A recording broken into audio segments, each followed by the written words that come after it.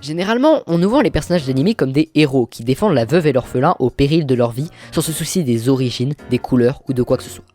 C'est par exemple le cas de l'équipage des Mugiwara dans One Piece, qui ont à plusieurs reprises défendu des régions marquées par la pauvreté, sous le joug d'un tyran ou centre névralgique d'un commerce d'esclaves. À ce tarif-là, on peut donc les considérer comme des égalitaires qui ne cherchent que la paix, bref, des gentils. Mais parmi eux se trouve un vil personnage.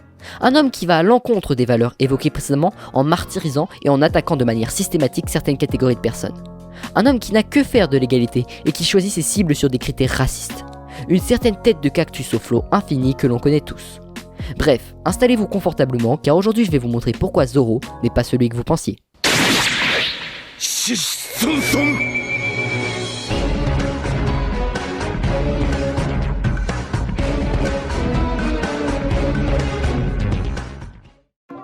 Preuve numéro 1. Vous ne l'aviez sûrement pas remarqué car il le cache plutôt bien, mais depuis le début de la série, Zoro choisit tous ses adversaires avec parcimonie. En effet, il suffit de les lister pour le comprendre. Morgan, noir, Miss Monday and Mr. Five, noir, Dasbones, noir, Home, noir, Kaku, pas noir mais se transforme en girafe soit un animal africain, Ryuma, devenu noir après sa mort, Kuma, noir, Odi, pas noir non plus mais c'est un homme poisson et il représente les populations noires dans One Piece, Pika, noir et plus récemment King, noir. La seule personne de blanche qui n'ait jamais combattu était Monet, une alliée de Vergo qui une fois son corps rendu de acquis devenait, je vous le donne dans le mille, noir. Je pense qu'après avoir vu ça, personne ne peut plus douter de sa culpabilité, mais j'ai encore d'autres preuves à vous faire parvenir. Preuve numéro 2. Comme si ça ne suffisait pas de s'attaquer uniquement à des ennemis noirs, il est également en tension avec ses alliés noirs. Et oui, d'après les dires d'Oda, si Usopp était dans notre monde, il serait originaire d'Afrique du Sud. Et quand celui-ci a voulu quitter l'équipage, qui n'a pas essayé de le retenir et incité les autres à le laisser partir? Et oui, c'est notre Zoro national. Tout ça car il voulait un équipage sans personne de couleur, ce raciste. Encore pire, avant l'ellipse, Zoro était plutôt distant avec certaines personnes de l'équipage, telles que Usopp et Robin.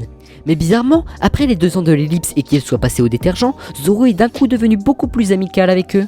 Coïncidence? Je ne pense pas. Sans parler du fait qu'il s'oppose toujours à Sanji, représentant de la France selon l'auteur, soit le pays des droits de l'homme et de l'égalité. Mais vous me direz qu'il a tout de même accepté le retour de Usopp dans l'équipage, donc ses arguments ne sont pas valides. Cependant, je vous l'ai dit, il est malin et a pensé à tout. S'il a accepté son retour, c'est évidemment car il avait pour but d'utiliser la fameuse technique du « Bon, je suis pas raciste, mais regardez, j'ai un ami noir. » Habile. Mais ces fourberies ne mourront pas car j'ai encore d'autres preuves. Preuve numéro 3. Laissez-moi vous poser quelques questions. La personne qu'il déteste le plus, c'est Sanji la jambe noire. Et oui. Quant à son repas préféré, c'est le riz blanc. Et celui qu'il aime le moins, c'est donc le chocolat noir. Surprenant. Quant à sa boisson préférée, c'est le saké blanc, évidemment. Vous êtes sûrement en train de vous dire que ce que je raconte là, ce ne sont que des inepties, servant à l'inculper. Sauf que non, je ne fais que citer des données officielles sur le personnage dévoilé par l'auteur. Est-ce que maintenant vous êtes convaincu? Il me semble difficile de ne pas l'être face à des arguments si solides. Mais pour les quelques réfractaires fervents défenseurs de Zoro qui le protégeraient jusqu'à la mort, laissez-moi annihiler vos efforts avec quelques autres preuves. Si Zoro avait un métier dans la vraie vie, il serait policier. Depuis qu'il est petit, il garde son épée blanche très proche de lui, mais son épée noire, pourtant bien plus stylée, on va pas se mentir, il n'a pas hésité à la jeter à la première occasion d'en obtenir une nouvelle. Il n'aime pas trop Afro Luffy. Il porte toujours sur lui ses 3 katanas, soit prenant seulement les initiales 3K, autrement dit KKK. Enfin, il a dit plusieurs fois le N-word.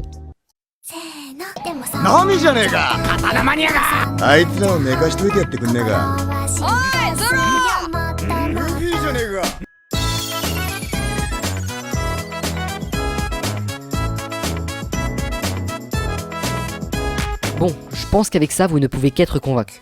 Mais comme je suis d'une générosité sans nom, je vais pas vous laisser comme ça. Alors voici une petite théorie que j'ai échafaudée, qui est toute simple et qui ne tient qu'en un constat. Si Zoro s'occupe de combattre tous les méchants noirs. Tous les méchants qui sont noirs? Tous ces ennemis qui sont méchants et qui sont noirs à la fois sans pour autant que tous les noirs soient méchants? Donc est-ce que ça voudrait dire que par conséquent, celui qui va vaincre Barbe Noire à la fin de One Piece ne serait pas Luffy mais Zoro? Ça fait réfléchir. Bref, je vais vous laisser réfléchir là-dessus, sinon vous connaissez la routine, like, abonnement, cloche, partage et commentaires, et sur ce, à plus!